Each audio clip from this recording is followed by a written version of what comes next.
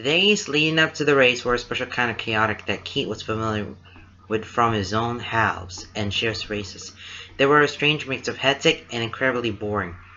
They had to check in, browse and wander through the Ironman village practically 4 times a day, chat with Sharon and Laura's athletes friends as they came into town, look over the bike and run courses, buy merchandise to make sure all theirs for the races were together, and in their race bags, make sure their bikes were ready to go and check in. Check and double check and triple check their race day essentials, and then wait an hour or two between each activity where they wandered around, ate, or just sat in their hotel rooms, waiting, waiting, waiting. It was a start-stop business that he doesn't bother to keep track of. Sharon and Laura were the ones with the schedules memorized, the ones who had done this several times before. He just let himself be dragged around. He didn't see Lance in those days. He didn't want to admit that he was disappointed by the fact, but if he was being honest with himself, that was exactly how he was feeling. He found his fingers constantly playing with the fish hook pendant, his eyes constantly scanning the crowds when they were out in town, and he didn't realize what he was looking for until his heart jumped at the sight on short brown hair or dark skin, only a bit to sink when he realized it wasn't who he thought it was. The butterflies in his gut always turned sour, whenever he realized he couldn't find those blind eyes, the breathtaking smile. Still, that didn't stop him from looking, from hoping, from searching for fragments of his increasingly familiar outline. More times than not, he found his gaze drifting toward the direction of the lake, following the slow path of the rainbow parasol across the sky. But both Sharon and Laura noticed his shift in mood, but no doubt chalked it out into nerves. It was fine with them thinking that. It was easier than explaining his growing attachment to Lance, a boy he barely knew, a boy whom he met while they were on vacation. A boy who was sweet and beautiful just like this country. And just like this country, he was a boy who had to leave eventually. He tried to tell himself that he was being ridiculous. Lance was nothing more than a chance meeting. Did they get along? Yes.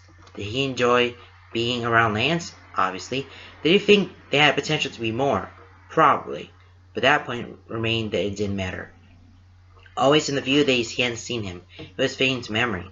The further he got from the situation, the more reality set in, seeping through the cracks of the fragile, happy bubble he had created. That memories felt more like a dream, growing hazy at the edges with age, slipping into the recesses of his mind, being filed away as a story for a later day. Even the bruises on his collarbone and the scratches on his back were fading away.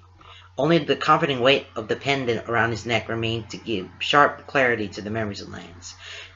That it was a dream, that for brief moments, Lance was his reality. Small pockets of happiness, bright and serene, in the dull gray of his reality. He didn't know if anything more might happen between them. He could have hoped that the exchanged necklaces were a promise of potential, but the more time we went on, the more he had a sinking feeling they were more of a talisman of remembrance. He didn't know if anything could happen between them. He didn't know if he wanted to. He didn't know if Lance would stick around for his race, if he even see the boy again. And if he did stick around, what would it change? The fact remained that Keith would leave next week, and Lance would remain. He'd forget about him and probably find another tourist to invest his time in. He was used to people coming in and out of his life, but it rarely gave him this hollow feeling in his chest, compounding in on the similar feeling already there from the daunting reality of sheer moving now, which was stacked on top of the distant hollowness he experienced when Pidge left for months. The hollow feeling was sickening, squeezing the breath from him and twisting his heart in his chest. It loosened a fraction when he thought of Lance, of a night they shared, of his wide array of expressions, of that smile focused on him. It was a good distraction from the reality that darkened the horizon. The day before the race, he went out to lunch with Pidge. Excitement and anticipation bubbled in his gut, coiling and sparking with hope, only to fizzle and wither when Lance didn't come with her. He pushed past the feeling to salvage his time with her as much as he could. He had missed her, and he felt stronger when he was with her. She was a cornerstone in his foundation, and their quick-witted conversations, playful jabs, and the dry humor they shared lifted his spirits, only to have them droop again where she was gone. He looked forward to her coming home. They talked about the possibility of moving in together in Cher's absence. He hoped that maybe that might cut the looming loneliness that threatened to choke him whenever he thought of his eerie, empty apartment. That night, while he and Shiro were walking back to the hotel, having left Lord to spend time with Coran, he saw them, Lance, Hunk, and Pitch. They were walking up the hill from the docks, bags and slung over their shoulders, hands shoved in their pockets. They laughed. They elbowed each other. They created such a warm atmosphere of friendship and happiness between them that Keith felt the greeting die in his throat. He couldn't approach them. He felt like he couldn't intrude. He wasn't sure if it was his place. Wasn't sure if it ever would be. As he watched Lance smile, he felt light and breathless, even as his stomach dropped and twisted. So he ducked his head and sped up his pace, leaving Shiro to watch him curiously, but thankfully, silently. On the race day, all thoughts of Lance were gone, replaced by nervous anticipation of the race and the day ahead. He was awake when his alarm went off, and fully dressed with his bags packed and checked by the time Laura knocked on his door, making sure he had all his bottles from the fridge, and with one last searching gaze over his shoulder, he left his room. The walk to the Ironman village was surreal. People flooded the streets, athletes and spectators, all of them filing and funneling into one place. He and Shiro slipped into the transition area, making sure all their things were in order before rejoining Laura. 30 hectic minutes later, they were both in their wetsuits and standing in the massive crowd down by the race start. With a little memory for how he got there, his stomach was a mess of nerves, his heart unable to slow down. This was real. It was happening. It was race day. He spent all day moving, pushing forward, going, pushing his body to the limit, and perhaps beyond that. There were people all around him, half of them shifting nervously in wetsuits, and the other bundled in jackets and holding cameras. He stared out at the lake. The wind was bad this morning. He heard it all throughout the night, howling and moaning and filling him with dread. Now riled out waves in the lake that had once been like glass. Something trickled through his chest at the sight of it, coiling low and anxious in his gut. The fishhook pendant was under his clothes, beneath his wetsuit, pressed firmly and snugly against his sternum, a comforting weight. He used it as a focal point, holding him anchored in his otherwise chaotic emotions and physical anxieties. The pros were already in the lake, treading water in the starting buoys. They would go 15 minutes before everyone else. The water was riddled with small boats, jet skis, and paddleboards. All the volunteers that he would be there to pull people out if they need help. Beyond them, beyond the buoys, was a sailboat with red sails. He couldn't see anything more than an outline of people aboard, and he briefly wondered if Lance was among them. The cannon went out, a loud, startling bang that made everyone jump, and then the male pros were swimming. Keith felt the buzz of adrenaline sparking through his system, giving him a strange out-of-a-body experience. 5 minutes later, bang, and the female pros were gone. Suddenly, the crowd surged as people started to flood into the lake, getting used to the water and taking their places by the start in anticipation of the third bang. A hand fell on his shoulder, startling him out of his thoughts. He looked up to find Shiro smiling at him, that small, knowing, warm smile that had gotten him through so much in his life. "You ready?"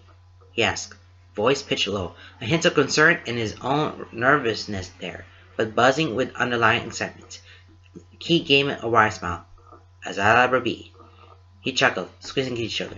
"Just remember, patience yields focus." Keith's smile turned fond. "As if I could forget." "Don't worry. You got this." He hugged Keith before hugging Laura, giving her a short but sweet kiss. She hugged Keith too, whispering, "Good luck," in his earphone pulling away. She left them then to claim a spot higher on the hill to take pictures, giving them a smile. Shiro headed to the water, and Keith followed with his feet and autopilot. The water was cold. The second it left at his feet, shivers ran through him, washing over him with an odd sense of calm. The same all-encompassing calm that set in at every race. It flooded through him, chasing away all other thoughts, stilling his buzzing nerves, unclenching his gut, and putting him at peace. He dropped quickly and gratefully into the familiar zone, the same mind and body that could carry him throughout the race, keeping him going all day. He watched Shiro wade into the lake without turning back, knowing that he, too, was dropping into his zone. He closed his eyes, breathing the crisp morning air until his lungs burned with it before letting it go. He opened his eyes, determined and sharp and fixed on the lake. He could do this.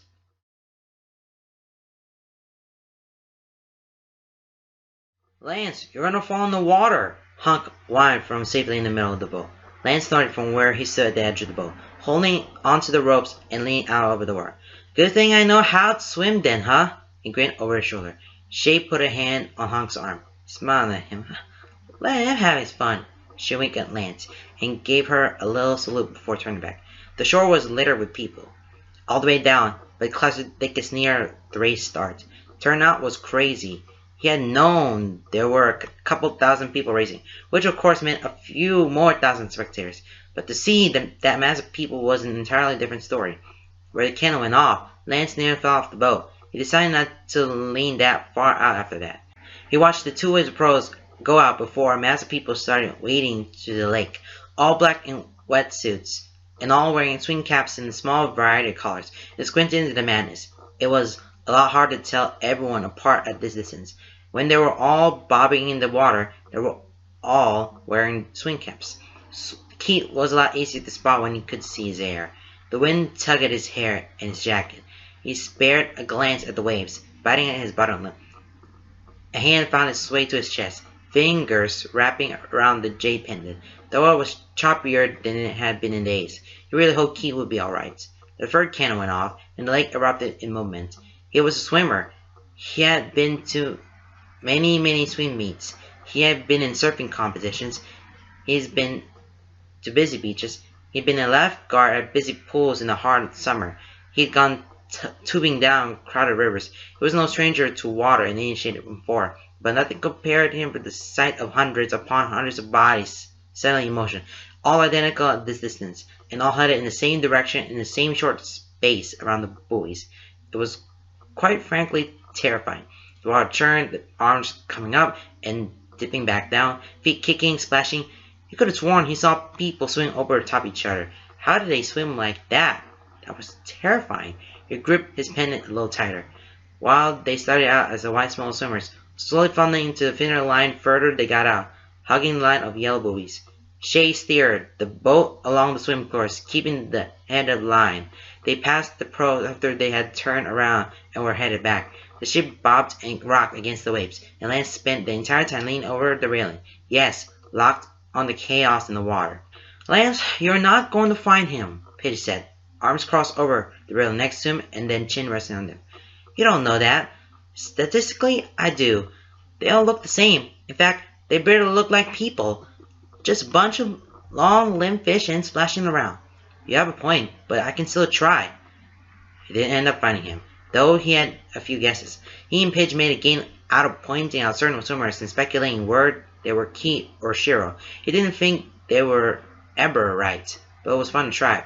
Once the main mass of swimmers started reaching the swim finish, Shay steered the boat back to the docks. Lance was a little disappointed he couldn't spot Keith, but he knew it couldn't be helped. As it turned out, the path for the swim to finish up the hill to the transition area led right by the docks. On the sidewalk across the street, it was sectioned off with traffic cones and everything. So their little group sat around the dock side of the sidewalk, watching the athletes run by. They came in groups, eventually in pairs. They were all different states. Some looked confident, some looked defiant, others looked completely wrecked. Some sprinted along the path, some jogged like it pained them, some walked. Some were out of breath, and some barely looked like they were tired at all. It was fascinating to see. As they passed, Lance could finally get a glimpse of who they were beneath the uniform to swim. Some of them had peeled off their swim caps, some had their swimsuits unzipped, some had them peeled back to the waist, and this close, they were actually able to see their faces. It gave the athletes fractions of individuality, giving them glimpses of the people rather than a mob of black suited bodies. They hung close together, huddled in their hoodies and jackets against the wind chill, each of them craving some good hot coffee, but none of them willing to move just yet. Pidge was no doubt on the edge of crashing from caffeine deprivation, but she was just as stubborn as he was about catching sight of Keith. He stared hard at each athlete's face, seeing their bodies first before staring hard at their faces. There was no guarantee Keith would take his swim cap, and Lance refused to miss him. He should have known Keith would tear that thing off as soon as he was out of the water. There! Pidge shouted. Small fingers grabbed Lance's arm. His head whipped around, sitting up straight, gaze following Pidge's pointing finger. Keith was running up with the path from the shore at a steady jog. His wetsuit was unzipped a little, but still on. Damn, did he look fine in that skin-tight suit. The swim cap was off, clutched in one hand with his goggles, his hair in the wet, matted bun. His face was sad, eyes staring ahead. Determined lines far too fixed for him to look completely relaxed, but not enough to make him look tense or ragged. He just looked, well, he was hot. He looked like he was in a zone, lips part as he breathed, head held high, and Lance felt it shoot right through him, from his heart to his hot damn, the boy was gorgeous. Lance leapt to his feet just a second after Pitch, both of them throwing their arms up. Keith! Keith! He started, head jerking, eyes blinking as he turned his head, look on his face almost perplexed as he focused in on them, like he couldn't quite register who they were and why they were there. Lance knew that feeling, where you're so far in your zone that outside stimuli that grab your attention are startling. You did it, man! Lance shouted. You made it out of the water! You made that swim your bit! Pitch yelled. Keith's eyes lit up as he grinned, wide and beautiful and blinding, and Lance felt himself go weak at the knees. Keith laughed, and Lance wrapped an arm around Pitch's shoulders as they both jumped and waved, subtly using her for support as this boy turned his world upside down. Keith waved at them before turning back to the path, speeding up to match his previous pace. The smile remained fixed on his face. Lance was not ashamed to admit he watched his ass until he was out of sight.